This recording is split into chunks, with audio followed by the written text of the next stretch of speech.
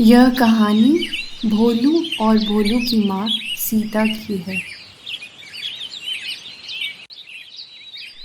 सीता गांव छोड़कर शहर आई और इस सोच में थी कि कैसे वो अपने बेटे को पढ़ा लिखा कर एक बड़ा आदमी बना पाएगी और कैसे हर दिन का गुजारा हो पाएगा।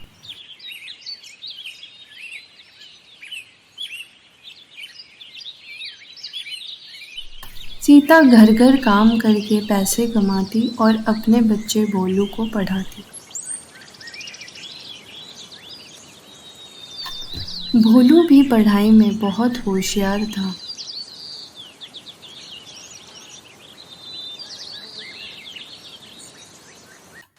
देखते ही देखते अब भोलू बड़ा हो गया और उसकी पढ़ाई भी समाप्त हो चुकी थी। कांग्रेस भोलू। Thank you. भोलू को अब एक अच्छी कंपनी में नौकरी भी मिल गई थी। सीता अपने बेटे भोलू की तरक्की को देखकर बहुत खुश थी। उसकी सफलता से उसे बहुत गर्व महसूस होता था।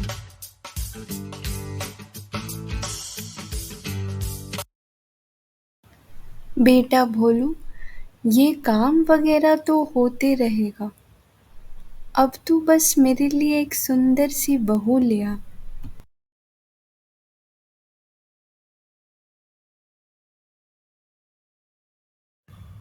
भोलू रितु और उसकी माँ से अपनी माँ की जान पहचान करवाता है। माँ, ये रितु और उसकी माँ है। नमस्ते नमस्ते आंटी। बहन जी। नमस्ते नमस्ते। भोलू की माँ को रितु पसंद आती है और दोनों की शादी हो जाती है।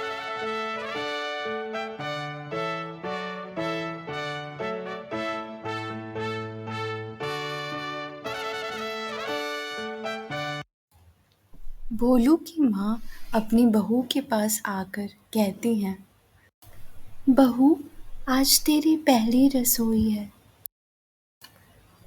मम्मी जी, ये सब रसोई वसोई का काम मुझसे नहीं होगा। ना पापा ना, ये सब तो आपको देखना पड़ेगा। और यह कहकर रितु वहाँ से चली जाती है।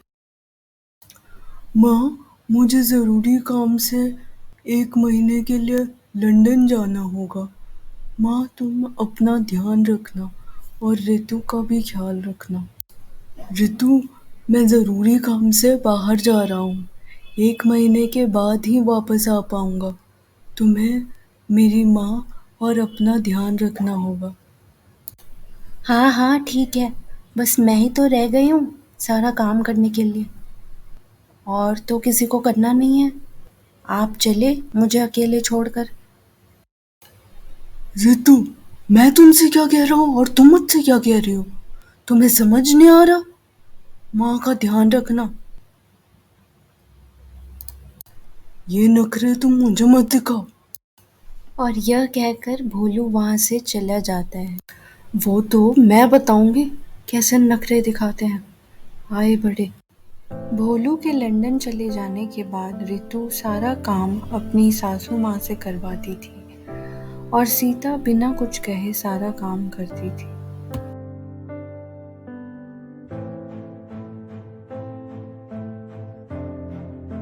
देखते ही देखते 1 महीना बीत गया।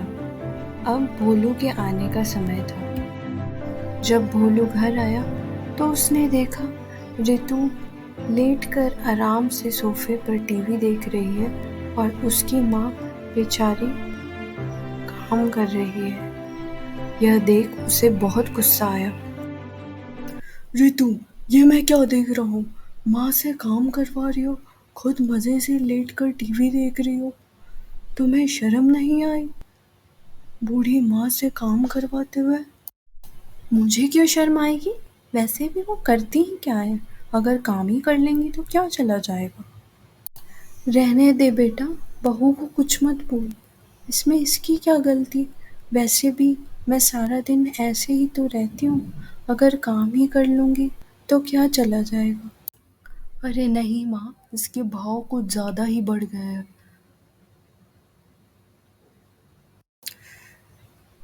रितु, तुम जानती हो अच्छे से माँ की तबीयत खराब रहती है, इसके बावजूद तुमने उनसे सारा काम करवाया।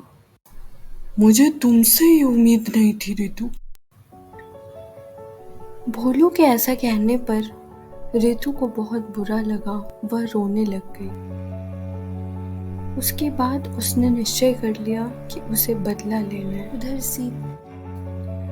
उधर सीता बेचारी यह सोचकर परेशान थी कि आज भोलू ने रितु को कुछ ज्यादा ही कह दिया।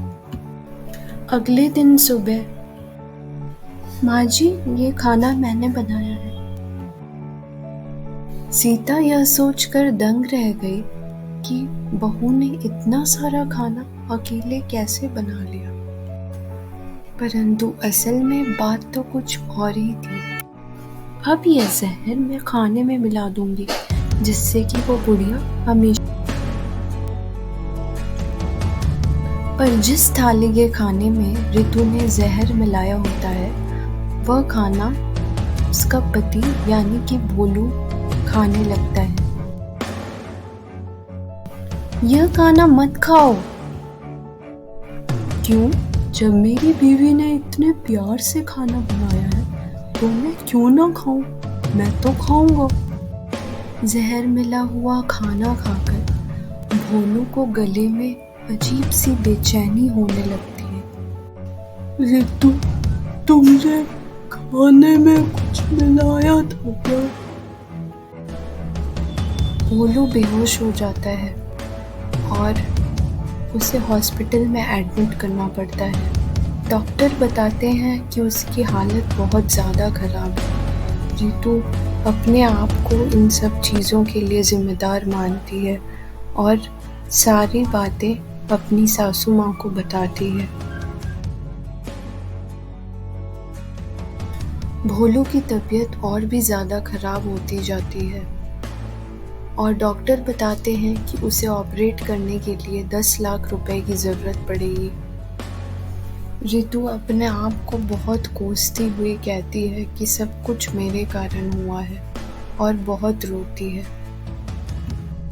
उधर भोलू की माँ सीता कुछ पैसे उधार लेती है जिससे कि वो अपने बेटे का ऑपरेशन करवा सके। बेटा, अपने आप को दोष देना बंद कर।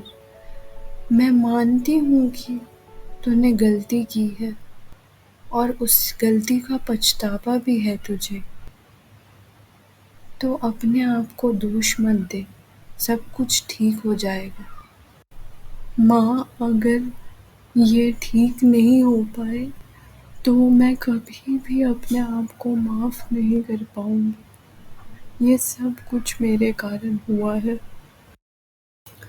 माँ, हो सके तो मुझे माफ कर देना। अब भोलू बिल्कुल ठीक होकर घर वापस आ जाता है और रितु उससे माफ़ी मांगती है। मुझे माफ़ कर दीजिए, मैं बहुत ही बुरी हूँ। मेरे कारण ही सब कुछ हुआ है। मैं अब से ऐसी गलती दोबारा कभी नहीं करूँगी।